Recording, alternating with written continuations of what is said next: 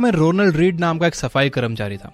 Read ने अपनी जिंदगी के 25 साल एक गैस स्टेशन पर गाड़ी साफ करने और 17 साल फर्श साफ करने में बिता दिए। 38 साल की उम्र में उसने 2 बेडरूम वाला एक घर खरीदा। 50 साल की उम्र में जब उसका तलाक हो गया तो उसने दोबारा शादी नहीं की। 2014 में जब रीड 92 ईयर्स का था तब उसकी डेथ हो गई, लेकिन पिक्चर अभी बाकी है। 2014 में अमेरिका में करीब 28 लाख से ज्यादा लोगों की डेथ हुई थी। उनमें से सिर्फ 4000 लोगों की ही दौलत $8 मिलियन थी। आप जानकर चौंक जाओगे कि रीड भी इन 4000 लोगों में से एक था। उसके जानने वाले लोग भी हैरत में पड़ गए। रीड ने $2 मिलियन अपने सौतेले बच्चों को और $6 मिलियन लोकल लाइब्रेरी और हॉस्पिटल्स को दे दिए। पिक्चर अभी भी बाकी है। 2014 में ही एक और इंसान की डेथ हुई थी जिसका नाम रिचर्ड फस्कॉन था। रिचर्ड के पास वो सब कुछ था जो रीड के पास नहीं था। वो एक हार्वर्ड ग्रेजुएट MBA था। उसे बिजनेस टाइकून समझा जाता था। क्रेन्स की बिजनेस मैगजीन ने 40 साल से कम उम्र वाले सबसे कामयाब 40 बिजनेसमैन की लिस्ट में उसे भी शामिल किया था। रिचर्ड का फाइनेंशियल करियर इतना बढ़िया था कि साल 2000 की शुरुआत में उसने एक शानदार मैंशन खरीदा था जिसमें 11 बाथरूम्स, 2 लिफ्ट्स, 2 स्विमिंग पूल्स थे। उस घर को मेंटेन रखने में महीने भर में ही $90,000 का खर्च था। लेकिन फिर 2008 की फाइनेंशियल क्राइसिस ने सब कुछ तबाह कर दिया। रिचर्ड बैंकरप्ट हो गया। रीड नाम के एक मामूली क्लीनर की $8 मिलियन की वसीयत का पता लगने के ठीक 5 महीने पहले हार्वर्ड ग्रेजुएट रिचर्ड का मैंशन नीलाम हो गया था। आखिरकार एक क्लीनर के पास इतनी दौलत कहां से आ गई? वेल, इसके पीछे कोई सीक्रेट नहीं था। उसे कोई लॉटरी नहीं लगी थी, बस पैसों की साइकोलॉजी थी। उसने अपनी थोड़ी थोड़ी इनकम सेव की, उसे ब्लू चिप स्टॉक्स में इन्वेस्ट करते गया। उसकी छोटी छोटी सेविंग्स कंपाउंड होकर एक वक्त में $8 मिलियन बन गई। ये दोनों कहानियां हमें पैसों की साइकोलॉजी के बारे में बताती हैं। अगर ये स्टोरी फाइनेंस के बजाय सर्जन या आर्किटेक्ट से जुड़ी होती तो ये स्टोरी होती ही नहीं, क्योंकि फाइनेंस ही एक ऐसी फील्ड है जिसमें कोई अनएजुकेटेड किसी एजुकेटेड को पीछे छोड़ सकता है। फाइनेंस एक सॉफ्ट स्किल है जिसमें यह मायने नहीं रखता कि आप कितना पढ़े लिखे हो, आपके पास कितनी डिग्रीज हैं, बल्कि फाइनेंस में यह बात मायने रखती है कि पैसों को लेकर आपका बिहेवियर कैसा है। The psychology of money book में ऑथर मॉर्गन हाउसेल पैसों से जुड़ी ऐसी ही सॉफ्ट स्किल्स के बारे में बात करते हैं। इस वीडियो में हम ऐसे 8 लेसन्स के बारे में जानेंगे ताकि आप पैसों की साइकोलॉजी को समझकर फाइनेंस की सॉफ्ट स्किल्स को बढ़ा सको। तो बिना किसी डीले के डायरेक्ट हम आते हैं काम की बात पर। नंबर 1, फाइनेंशियल सक्सेस के लिए स्मार्टनेस नहीं, साइकोलॉजी मैटर करती है। आपकी फाइनेंशियल सक्सेस इस बात पर डिपेंड नहीं करती कि आप फाइनेंस के बारे में कितना जानते हो, बल्कि इस बात पर डिपेंड करती है कि आप पैसों के मामले में कैसा बिहेव करते हो। आपको बहुत नॉलेज है स्टॉक मार्केट का, कैश फ्लो के बारे में आप सब कुछ जानते हो, लेकिन आपका बिहेवियर अगर पैसों के नेचर से मेल नहीं खाता तो ये नॉलेज किसी भी काम का नहीं है। वहीं वो लोग जिन्हें इतना नॉलेज नहीं है लेकिन पैसों को लेकर उनका बिहेवियर सही है तो वो बड़ी आसानी से फाइनेंशियली सक्सेसफुल बन सकते हैं, जैसा रीड और रिचर्ड के केस में हुआ। आपने भी अपने आसपास नोटिस किया होगा कि बिजनेस में MBA करने वाले लोग दूसरों के लिए काम करते रह जाते हैं। वहीं देसी अंकल जिन्हें बिजनेस के रूल्स के बारे में कुछ खास मालूम नहीं, वो अपने पैसों के सॉफ्ट स्किल्स के दम पर ही करोड़पति बन जाते हैं, क्योंकि वो पैसों को समझते हैं और उनमें रिजल्ट्स के इंतजार का पेशेंस होता है। नंबर 2, अल्टीमेट प्राइज पैसा नहीं, टाइम पर कंट्रोल कर लेना है। पैसा आपको सब कुछ नहीं दे सकता, ये तो आपने सुना ही होगा, लेकिन जो सबसे इंपॉर्टेंट और सेटिस्फाइंग चीज पैसा दे सकता है वो है टाइम। जिंदगी का अल्टीमेट मकसद फ्रीडम होता है और पैसा आपको ये फ्रीडम दे सकता है। अपने टाइम पर कंट्रोल पा लेना पैसे का सबसे बड़ा फायदा है। सबसे दौलतमंद इंसान वो है जो अपने टाइम को कंट्रोल कर सकता है।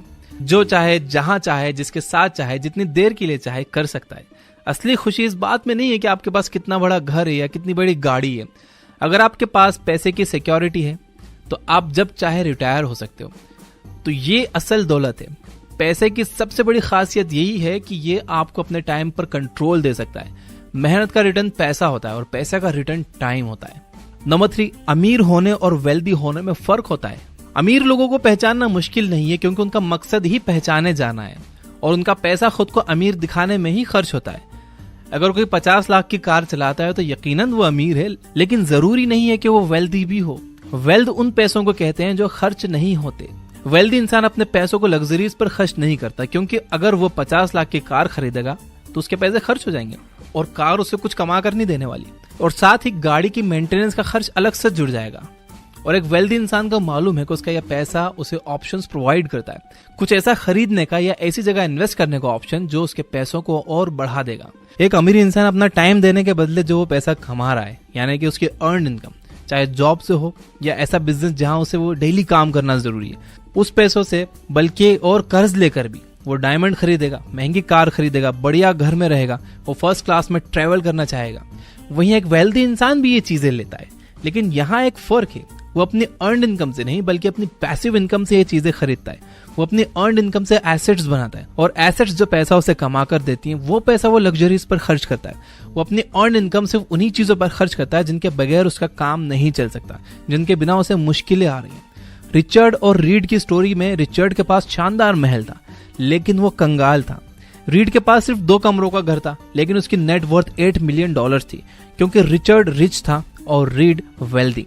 अगर आप भी अपनी अर्न इनकम से महंगे शौक और ख्वाहिशें पूरी करने के बजाय सिर्फ जरूरतों पर फोकस करते हो और उन पैसों से एसेट्स बनाते हो तो आप भी एक वेल्दी इंसान हो। यहाँ कुछ लोग कहेंगे कि फिर अंबानी ने उसकी बेटी की शादी में 700 करोड़ रुपए क्यों खर्च किए? तो यहाँ पर आपको नेटवर्थ पता होना बहुत जरूरी है। मुकेश अंबानी की नेटवर्थ नियरली 7 लाख करोड़ रुपए है और 700 करोड़ रुपए उनकी नेटवर्थ का 0.01% होता है। आपकी क्या नेटवर्थ है? आप अपनी नेटवर्थ निकाल सकते हो बहुत आसानी से, बहुत आसान फॉर्मूला है। आपकी जितनी भी एसेट्स हैं, चाहे आपके पास कैश है, कोई एफडी है, स्टॉक्स में जो पैसा लगाया हुआ है, आपका घर है, आपकी जो गाड़ी है उसकी रिसेल वैल्यू, आज जिस प्राइस में आपकी गाड़ी बिकेगी वो प्राइस, इन सब को कैलकुलेट कर लो। टोटल जो भी अमाउंट आ रहा है वो हो गई आपकी एसेट्स। इसमें से माइनस कर दो सभी लाइबिलिटीज, यानी कि वो पैसा जो आपको किसी को चुकाना है, वापस करना है, आपने उधार लिया है या आपने लोन लिया है, तो आपकी assets minus liabilities is equal to your net worth. अब मान लो कि आप एक करोड़पति इंसान हो, ऑफिशियली आप एक करोड़पति, आपकी नेटवर्थ 1 करोड़ आ गई, तो 1 करोड़ का 0.01% होता है 1000 रुपए। आप करोड़पति हो, आपकी नेटवर्थ 1 करोड़ है, आपके लिए 0.01% है 1000 रुपए। मुकेश अंबानी के लिए 0.01% है 700 करोड़ रुपए। तो जो वैल्यू आपके लिए 1000 रुपए रखते हैं बीइंग अ करोड़पति, वो वैल्यू मुकेश अंबानी के लिए 700 करोड़ रुपए रखते हैं। तो कोई बहुत ज्यादा खर्च नहीं कर दिया। वो भी सोच रहे होंगे कि यार बहुत कम पैसे में हो गई बेटी की शादी। Number 4, uncertainty is the price of returns. कोई भी चीज फ्री में नहीं आती, हर चीज की अपनी कीमत होती है। आप शूज खरीदते हैं, उसकी कीमत अदा करते हैं। अगर कोई बिजनेस स्टार्ट करते हैं तो उसमें पैसा लगाते हैं और रिस्क भी उठाते हैं। पैसा कमाने के लिए कोई स्किल सीखते हैं तो उसमें पैसे, वक्त और मेहनत सब लगता है।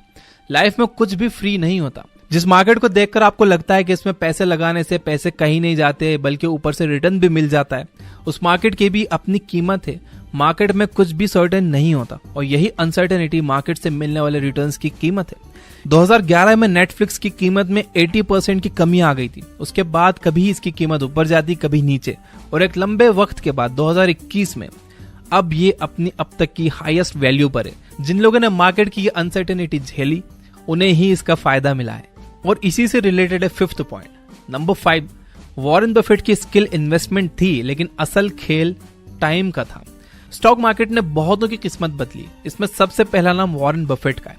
बफेट की ग्रोथ और उनकी इन्वेस्टमेंट को ऑब्जर्व करके ऑथर मॉर्गन हाउसेल इस रिजल्ट पे पहुंचते हैं कि नो डाउट बफेट एक बहुत बड़े इन्वेस्टर रहे हैं, लेकिन उनके केस में असल खेल टाइम का था। अगर आप सक्सेसफुल इन्वेस्टर बनना चाहते हो तो आपको अपना टाइम पीरियड बढ़ाना होगा। इन्वेस्टमेंट में टाइम सबसे पावरफुल चीज है जो आपके टेम्परली गलत फैसलों को भी सही में बदल सकता है। इसलिए कहा जाता है कि टाइम इन्वेस्ट किए गए छोटे छोटे अमाउंट को भी बहुत बड़ा बना सकता है और बड़ी बड़ी गलतियों के नुकसान को टाल सकता है। शॉर्ट टर्म इन्वेस्टिंग लक और रिस्क पर चलती है, लेकिन लंबे टाइम में रिस्क और लक मैटर नहीं करता। अगर आपने सही जगह इन्वेस्ट किया है तो फायदा ही होगा। 2011 में जिस बंदे के अंदर इन्वेस्टमेंट स्किल रही होगी, विजन रहा होगा, उसने नेटफ्लिक्स में अगर $34 भी इन्वेस्ट किया होता तो आज उसकी कीमत $503 हो गई होती। लेकिन फायदा उसी को हुआ जिसने लंबा टाइम पीरियड दिया होगा, क्योंकि 2011 के बाद नेटफ्लिक्स ने बहुत सारे कस्टमर्स खो दिए। इसकी कीमत में 80% की गिरावट आ गई थी। जिन्होंने शॉर्ट टर्म के लिए इसमें इन्वेस्ट किया होगा उन्हें तो नुकसान हुआ, लेकिन लॉन्ग टर्म वालों को सिर्फ फायदा ही हुआ। वॉरेन बफेट की नेटवर्थ $84.5 बिलियन है। इसमें से $84.2 बिलियन उन्होंने 50 साल का होने के बाद कमाए थे। इसमें से भी $81.5 बिलियन 60 के होने के बाद बफेट ने सही टाइम पर सही टाइम के लिए सही जगह इन्वेस्ट किया था। एक लाइन में कहें तो कहां और कितना इन्वेस्ट करना ये इन्वेस्टमेंट स्किल है, लेकिन रिटर्न कितना आएगा ये टाइम पर डिपेंड करता है। मेरा एग्जांपल बताता हूँ। करीब 2 साल पहले जब मैं नया था इन्वेस्टिंग में, तो मैंने डीबी रियल्टी कंपनी का स्टॉक लिया जो करीब $4 का था। अब क्योंकि मैं नया था, मैं डरता भी था, तो मैंने 10-12 हजार रुपए में इस कंपनी के 3,000 शेयर्स लिए और बाद में मैंने चेक किया कि ये कंपनी तो कई सालों से लॉस में है और इसके प्रोमोटर्स का नाम भी कई स्कैम्स में आ चुका है। अब क्योंकि मैंने जस्ट ये सीखने के लिए लिया था, मैंने ये सोच कर लिया था अब पैसे डूबे या तैरे, मैं ये स्टॉक्स बेचने वाला नहीं हूँ। अब करीब 2 साल बाद वो स्टॉक 40 रुपए से भी ज्यादा पर ट्रेड कर रहा है, यानी कि 10 बैगर रिटर्न्स 12,000 रुपए के हो गए नियरली 1.25 लाख रुपए। और ये एक इन्वेस्टमेंट एडवाइस बिल्कुल नहीं है। मेरे दोस्त मुझसे पूछते हैं कि हम भी ले लें ये स्टॉक, मैं सबको मना कर देता हूँ। तो इसे इन्वेस्टमेंट एडवाइस बिल्कुल मत समझना। नंबर 6, फाइनेंशियल डिसीजन लेते वक्त सोचिए कि क्या यह करने के बाद मैं सुकून से सो पाऊंगा। फैसला लेना मुश्किल काम है, लेकिन जब फैसला पैसों से जुड़ा हो तो मुश्किल और बढ़ जाती है। अपने पैसों को ऐसे मैनेज करो कि आप चैन की नींद सो सको। इसका मतलब ये बिल्कुल नहीं है कि आप अपने इन्वेस्टमेंट के बदले हाईएस्ट रिटर्न निकालने की कोशिश करो, क्योंकि जब आप ज्यादा अचीव कर लोगे तो आपको अकॉम्प्लिशमेंट फील नहीं होगा, बल्कि आपका एम्बिशन और बढ़ता ही चला जाएगा। कुछ लोग तब तक सुकून से नहीं सो सकेंगे जब तक कि वो अपनी इन्वेस्टमेंट का हाईएस्ट रिटर्न ना निकाल लें। वहीं कुछ लोग मार्केट से छोटे छोटे फायदे निकाल कर भी सेटिस्फाइड हो जाते हैं। तो ऐसा क्या किया जाए कि लालच भी ना बढ़े और अच्छा रिटर्न भी निकल आए? इसके लिए आपको खुद से एक सवाल पूछना होगा। लाइफ में कोई भी फाइनेंशियल डिसीजन लेते वक्त खुद से सवाल पूछिए कि क्या यह फैसला लेकर आप चैन की नींद सो सकोगे। यह सवाल आपके अंदर एक पॉजिटिव चेंज और क्लैरिटी लेकर आएगा। नंबर 7, बस कुछ ही सही फैसले लेने की कोशिश कीजिए। आप दिन भर में कितने फैसले लेते हो? शायद बहुत ज्यादा। नाश्ते में क्या बनेगा, कौन सी ड्रेस पहनोगे, कौन से रेस्टोरेंट में जाओगे, वहां क्या खाओगे, ऐसे छोटे छोटे बहुत सारे फैसले हम लेते हैं, लेकिन इनमें से कोई भी फैसला इंपॉर्टेंट नहीं है। दिन भर में शायद हम 2-4 ऐसे फैसले लेते हैं जो इंपॉर्टेंट हो, जैसे कि इन्वेस्ट कहाँ करना है, क्लाइंट को कन्विंस कैसे करना है, कस्टमर से कैसे डील करना है, एटसेट्रा। किसी दिन आप क्या पहनते हो ये इंपॉर्टेंट नहीं है, लेकिन उस दिन सही रिलेशनशिप प्रपोजल को हाँ करना बहुत ज्यादा इंपॉर्टेंट फैसला हो जाता है। फाइनेंस में भी ऐसा ही है। अगर आपके ज्यादातर फैसले गलत होते हैं लेकिन चंद इंपॉर्टेंट फैसले सही होते हैं, तब भी आपकी किस्मत बदल सकती है, क्योंकि 80% रिटर्न्स 20% सही डिसीजन से ही आते हैं। और ऐसा सिर्फ फाइनेंस में ही नहीं बल्कि लाइफ के हर फील्ड में है। 2013 में Berkshire Hathaway share holding meeting में वॉरेन बफेट ने बताया था कि उन्होंने अपनी कंपनी में 400 से 500 स्टॉक्स खरीदे, लेकिन इनमें से सबसे ज्यादा पैसा 10 ही स्टॉक्स ने बनाया। चार्ली मंगर ने भी कहा था कि अगर बर्कशायर के कुछ टॉप इन्वेस्टमेंट्स को हटा दिया जाए तो उसका रिकॉर्ड एवरेज ही रहा है। इंपॉर्टेंट ये नहीं है कि आपने कितने सही फैसले लिए और कितने गलत फैसले लिए।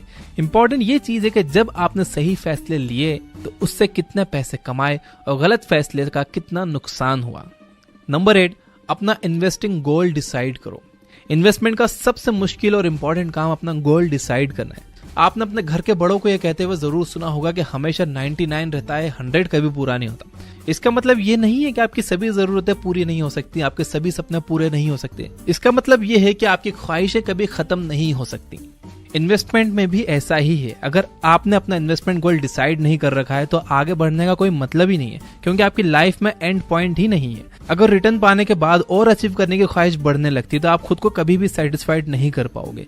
इस तरह आपका एक कदम आपके गोल पोस्ट को और 4 कदम आगे बढ़ा देता है। उस गोल को अचीव करने के लिए आप और ज्यादा रिस्क लेने लगोगे। ऑथर एक बहुत ही अच्छी बात कहते हैं एक लाइन में कि जिन चीजों की आपको जरूरत नहीं है उन चीजों के लिए अपनी जरूरत की चीजों को दांव पर मत लगाओ। तो ये थे 8 lessons from the book the psychology of money by Morgan Housel. Video काम की हो, काम की तो है, बहुत काम की वीडियो, तो इसे लाइक जरूर कर देना। आपके लाइक्स बहुत मायने रखते हैं मेरे लिए। इस वीडियो को अगर मैं क्विकली समराइज करूं तो नंबर 1 है फाइनेंशियल सक्सेस के लिए स्मार्टनेस नहीं साइकोलॉजी मैटर करती है। नंबर 2 है अल्टीमेट प्राइस पैसा नहीं है बल्कि फ्रीडम है, अपने टाइम पर कंट्रोल है।